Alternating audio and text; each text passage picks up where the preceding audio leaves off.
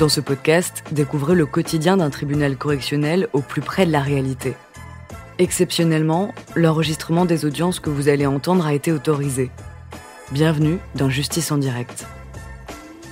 Nous remercions Francis Bobby, ancien président de la Chambre correctionnelle de Mont-de-Marsan.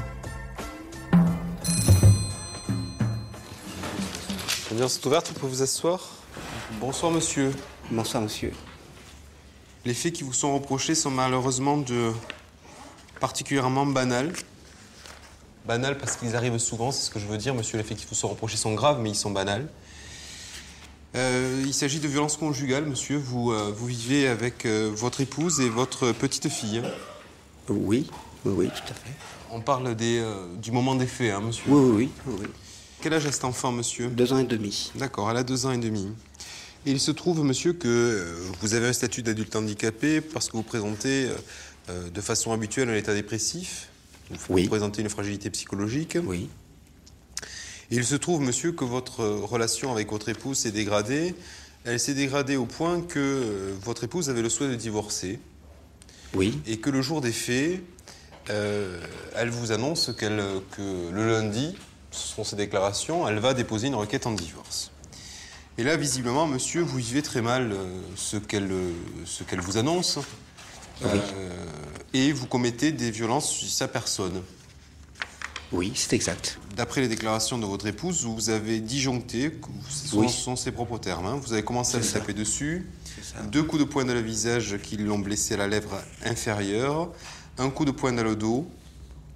Et là, monsieur, vous vous saisissez d'un couteau.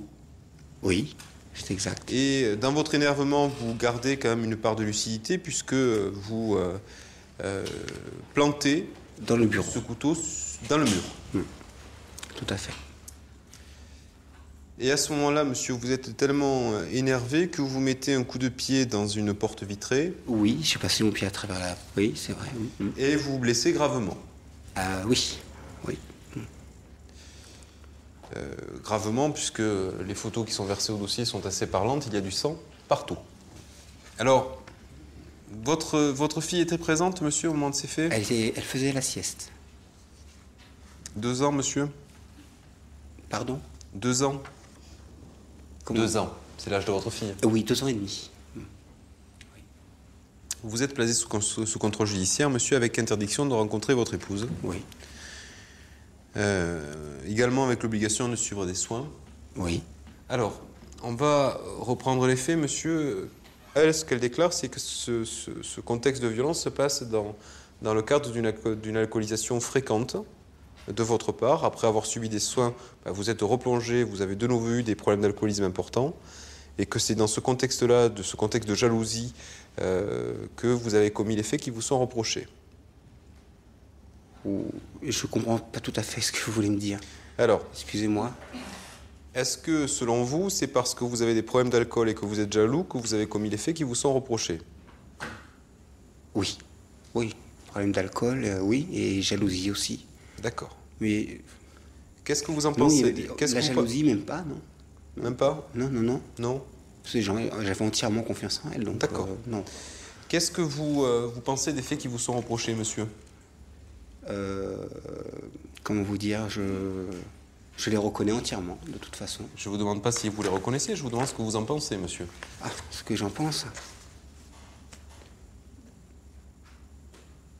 Je sais pas comment vous l'expliquer. Ce que je pense de me faire reprocher... Alors, je vais vous reposer la question, monsieur. Qu'est-ce que vous pensez du fait de taper sur son épouse à coups de poing et la blesser, alors que votre enfant est dans le même appartement? Qu'est-ce que vous en pensez, monsieur? Que je vous dise que c'est un coup de folie, n'importe quoi j'ai fait ce jour-là. J'ai fait n'importe quoi. Et je le regrette beaucoup. Pourquoi, monsieur, est-ce que vous le regrettez? Parce que je lui ai fait du mal, quand même. Eh oui. Et on serait toujours mariés s'il n'y avait pas eu ce déclencheur. Vous pensez que c'est aussi simple que ça? Parce qu'elle a l'intention de divorcer visiblement, et d'après ses déclarations, avant même que vous la battiez, monsieur.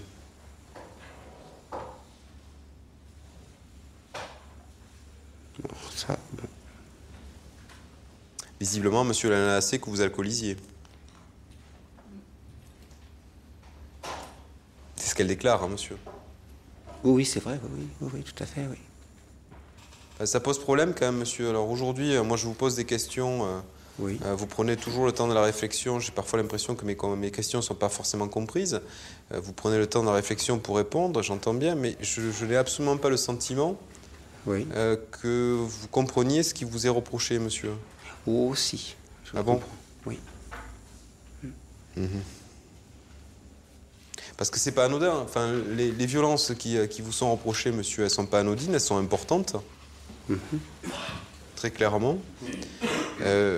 Vous passez devant le procureur de la République qui vous dit qu'il va saisir le juge des libertés à la détention. Vous passez devant le juge des libertés à la détention. On vous dit, monsieur, vous êtes placé sous contrôle judiciaire. Vous avez l'interdiction de vous rendre au domicile de votre épouse. Oui. D'accord? Et vous continuez à vous rendre à son domicile en lui disant que vous vous foutez, c'est le terme que vous employez, des services de police et des obligations qui vous sont faites. Vous avez un double des clés. Enfin, je veux dire, moi je me mets à sa place, monsieur, hein, j'essaie de comprendre un petit peu. Est-ce que vous ne pensez pas qu'elle peut être effrayée après ce qu'elle a subi? Je veux dire, si le juge de liberté à la détention vous a fait interdiction de la rencontrer, c'est qu'il y a des raisons, vous ne croyez pas, monsieur? Si. Alors pourquoi vous le faites?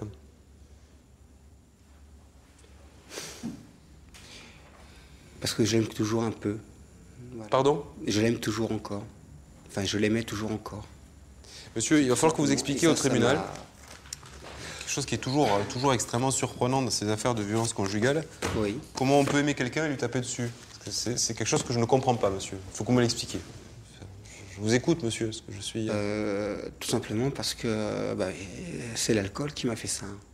Non, monsieur, l'alcool vous a mis dans un état où vous ne contrôlez pas Les forcément gestes. tout, mais c'est vous qui l'avez frappé, monsieur, votre épouse. Bien sûr, oui. Oui. Et vous étiez à 0,67 quand vous l'avez tapé, donc vous n'étiez pas, quand vous l'avez frappé, vous n'étiez pas ivre-mort, monsieur. Donc on peut imaginer que vous étiez encore maître. J'avais pris des cachets aussi, donc voilà, c'est ce qui m'a fait paf dans ma tête. D'accord. Vous êtes encore sous traitement actuellement, monsieur? Oui, oui, toujours. C'est ce qui explique sans doute votre élocution et ce temps de latence. Oui. D'accord. L'alcool, vous en êtes où aujourd'hui? 0. Fini. Alors, ce qui est très surprenant, monsieur, dans les faits qui vous sont reprochés aujourd'hui, hein, c'est leur violence. Je crois qu'on peut parler de la violence des faits qui vous sont reprochés, mais de la violence que vous infligez aussi en tapant véritablement fortement dans cette porte, hein, au point de vous faire vraiment très mal. Qu'est-ce que vous avez eu comme... Ça a été jusqu'à l'artère. D'accord, oui. Vous avez bien tapé, oui. Alors, ce que je disais, monsieur, c'est qu'il y a quelque chose de surprenant entre la violence des faits qui vous sont reprochés, le non-respect de l'interdiction de rencontrer la victime, Oui. et puis le fait que vous respectiez à la lettre, comme rarement on peut le rencontrer quand même. Hein. Enfin, je veux dire, ce contrôle judiciaire est particulièrement bien respecté. Le rapport qui a été fait est particulièrement élogieux, hein, notamment le rapport médical. Hein. On dit que vous jouez véritablement le jeu, que vous respectez les obligations qui sont les vôtres. Donc comment vous expliquez ça, monsieur? À la fois cette violence et ce respect des obligations, comment vous l'expliquez? Vous comprenez ma question? Oui, j'ai compris votre question, oui. Mais c'est pas facile à... Comment je peux vous expliquer ça? Moi, On dirait que vous avez deux Là, visages. je monsieur. suis un peu perdu. D'accord. Là... Des questions à poser à... Oui, à la suite du rappel de vos obligations par le commissariat, Oui. fin décembre, vous êtes allé vous-même vous faire hospitaliser à Sainte-Anne. Vous êtes resté Oui. combien de temps hospitalisé? 1 semaine. D'accord. Et après, vous êtes sorti... Oui, oui. D'accord. Pourquoi est-ce que vous avez été hospitalisé, monsieur, à cette période-là? Reprise d'alcool. Donc j'ai été me faire hospitaliser de moi-même, quoi, parce que je voyais que ça allait pas. D'accord. Donc j'ai préféré retourner à Sainte-Anne et me faire un sevrage, essayer de parler avec des psychiatres pour être mieux, quoi, me sentir mieux. Très bien. Pas d'autres questions à poser? Pas d'autres questions. Alors, je vous invite à vous asseoir, monsieur. Je précise... Oui. Asseyez-vous là, monsieur, s'il vous plaît. Je précise que votre casier judiciaire porte trace de 2 condamnations. L'une, en avril 2000, le tribunal correctionnel d'Évry, 1 mois d'emprisonnement avec sursis, suspension de permis de conduire pendant 1 an pour une conduite sous empire alcoolique et un délit de fuite après accident. Et 12 février 2009, tribunal correctionnel de Mont-de-Marsan, 70 € d'amende, une suspension de permis de conduire pour circulation avec un véhicule terrestre à moteur sans assurance. Oui. Donc vous n'avez jamais été condamné pour des faits de violence, monsieur? Je n'ai jamais été condamné pour des faits de violence. C'est ça? Non. Voilà. Excusez-moi, je suis un peu... Pas de souci. Je suis un peu impressionné en plus. Maître Mathieu Limon, vous avez la parole. Oui, je me constitue partie civile pour madame, effectivement, parce que son époux doit aujourd'hui entendre la souffrance qu'il a fait infliger à leur fille et à elle-même. Mais il l'a dit lui-même à la barre et je crois comprendre qu'il en est conscient. C'est vrai que ce soir-là, les faits ont été extrêmement difficiles à supporter. Et c'est vrai que la petite, qui est une petite fille de 2 ans et demi, a également dû ensuite être prise en charge et suivie, parce que lorsqu'elle s'est réveillée et qu'elle a vu cette quantité de sang incroyable dans l'appartement, il y a eu également un choc terrible pour cet enfant. Ça, il faut qu'il l'entende pour elle, pour sa fille, mais également pour lui-même, parce qu'il faut surtout qu'il aille au bout, cette fois-ci, de sa thérapie, qu'il arrive à se sortir de cette maladie, de cet alcoolisme, parce que sinon, il ne pourra jamais plus recréer une relation affective avec quiconque. Parce qu'il a raison, le divorce est intervenu juste après les faits. Son épouse a dit, à juste titre, « Stop, j'en peux plus, j'arrête et je demande le divorce ». Ceci étant, aujourd'hui, je me contenterai de vous demander 1 € symbolique au titre du préjudice moral. Pourquoi? Parce qu'elle lui en veut, bien sûr qu'elle lui en veut pour ce qu'il a fait, parce que ce qu'il a fait est inadmissible, mais elle sait aussi qu'il se débat lui-même dans une problématique, dans une souffrance, et que tant qu'il ne se sera pas sorti lui-même de ça, eh bien, il y aura effectivement des phénomènes où il ne sera pas lui-même. Alors, la seule chose, moi, que je peux vous demander aujourd'hui, c'est 7 € symbolique, mais surtout que dans votre décision, eh bien, il y ait une obligation de soins, parce que, au-delà de tout le reste, il faut absolument qu'il aille au bout de sa thérapie, parce que souvent, il y a des périodes comme ça où il va mieux, où il se soigne un peu, puis il a l'impression que ça va mieux, alors il arrête et on se retrouve toujours au point zéro. Pour information, la procédure est en cours. Je vais assigner monsieur en divorce. Il ne devrait pas y avoir de difficulté sur cette procédure de divorce. Voilà quelles étaient mes explications.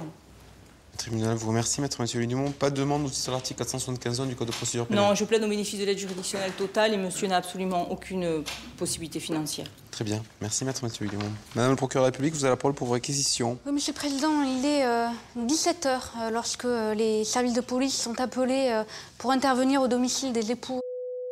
Et c'est vrai que lorsqu'ils interviennent, eh bien, ils constatent tout de suite qu'il y a eu un épisode important de violence. Il y a du sang partout. Partout, ils vont découvrir monsieur enfermé dans les toilettes, très alcoolisé. Il va souffler, il va y avoir évidemment le taux d'alcoolémie qui va vous être indiqué, donc plus d'1,20 g d'alcool dans le sang. C'est un taux très important pour 17h de l'après-midi. Hein. Le repas ne vient pas de se passer. On a affaire à quelqu'un qui est alcoolique, qui boit régulièrement, et sa femme va le dire, elle n'en peut plus. Et une fois de plus, ce jour-là, la dispute, elle part de là. Les circonstances aggravantes, elles sont partout dans ce dossier. Madame, elle n'est pas blessée. Elle a 0 jour, ce qu'on appelle 0 jour d'incapacité totale de travail. C'est-à-dire, elle n'est pas blessée. Mais si elle avait eu ne serait-ce qu'une petite blessure, une journée d'incapacité totale de travail, on a quoi? C'est son épouse, ses premières circonstances aggravantes. On a le couteau, on a l'alcool, on a tout ça.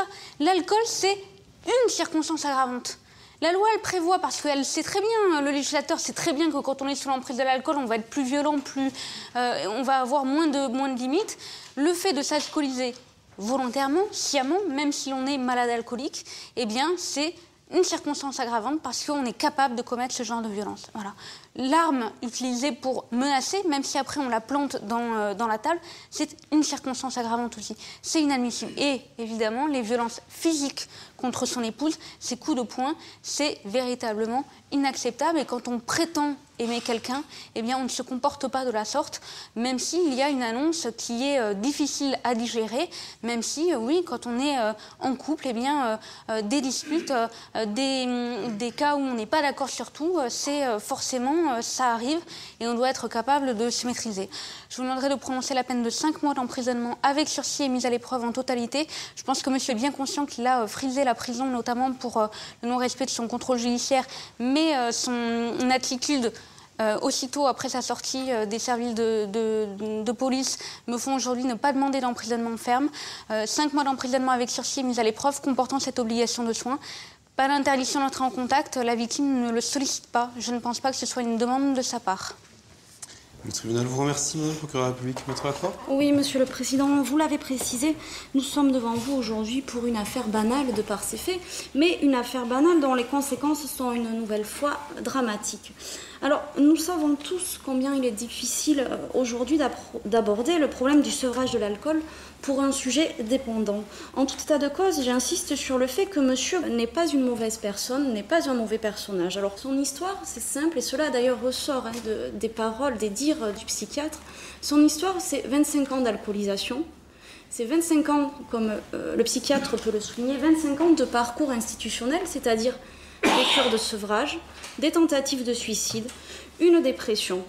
Il rencontre sa première femme et nous rentrons dans un projet qui est normal, qui se normalise, qui est concret.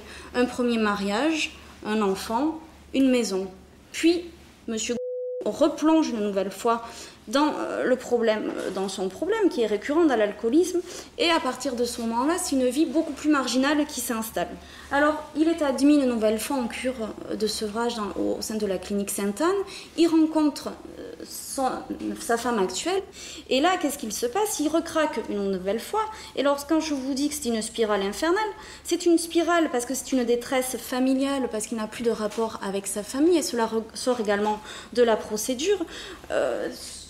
Son passé, qu'est-ce que ça a été? Ça a été des humiliations répétées de la part de son père, des violences sur sa mère, également sur lui-même, et sur la fratrie. Détresse également professionnelle parce qu'il perd son emploi, et ce sont simplement des petites missions d'intérim, donc une situation relativement précaire. Aujourd'hui, je crois qu'il semble être en mesure de faire son deuil sur son ancienne relation. Il est bien évident, Monsieur le Président, qu'une incarcération mettrait en néant les efforts que monsieur a entrepris aujourd'hui. Sur le quantum de la peine, je m'en remets à la sagesse de votre tribunal, compte tenu des éléments et des pièces que je verse au débat. Merci, Maître Lacroix. Monsieur, vous venez à la barre, s'il vous plaît. Souhaitez-vous ajouter quelque chose, monsieur? Non.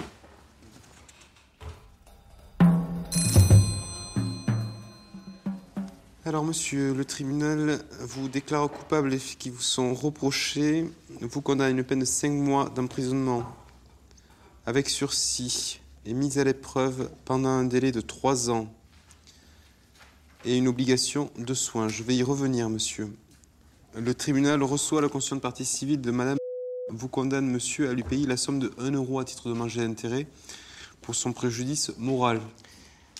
Vous êtes donc condamné, monsieur, à une peine de 5 mois d'emprisonnement avec sursis et mise à l'épreuve pendant 3 ans avec obligation de soins. Ça veut dire, monsieur, qu'à compter de ce jour et pour une durée de 3 ans, vous allez être suivi par un juge d'application des peines et par un travailleur social.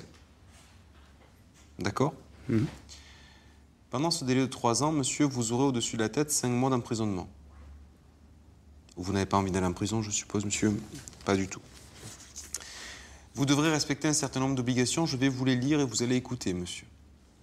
Répondre aux convocations du juge de l'application des peines ou du travailleur social qui sera désigné pour vous suivre. Je vais vous en donner une copie de ce que je suis en train de vous dire. Prévenir le travailleur social de vos changements d'emploi ou de vos changements de situation professionnelle, monsieur. Prévenir le travailleur social de vos changements de résidence ou de tout déplacement dont la durée excéderait 15 jours et rendre compte à votre retour. C'est très simple, monsieur. Si vous devez partir dans un autre département, vous devez le signaler au travailleur social. Si vous partez à l'étranger, monsieur, vous demandez l'autorisation du juge d'application des peines. Et vous avez, monsieur, une obligation de soins. Donc, auprès de ce travailleur social et de ce juge d'application des peines, vous devrez justifier du fait que vous suivez des soins. Ça pendant 3 ans. D'accord, monsieur? Très bien. Est-ce que c'est compris, monsieur? Si tout est compris, c'est parfait. Je vous remercie, monsieur. On va Merci. vous remettre une copie. Alors, l'audience est levée.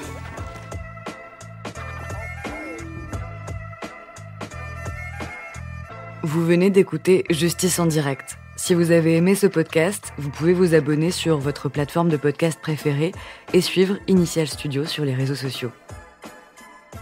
Justice en direct est une coproduction Initial Studio et Morgane Productions. Ce podcast est une adaptation de la série documentaire En direct du tribunal, produit par Morgane Productions, écrit par Samuel Luret et réalisé par Karine Astier. Production exécutive du podcast Initial Studio. Production éditoriale du podcast Sarah Koskiewicz. Montage Victor Benabou. Musique La Grande Table. Illustration Paul Grelet. Avec la voix de Pauline Josse.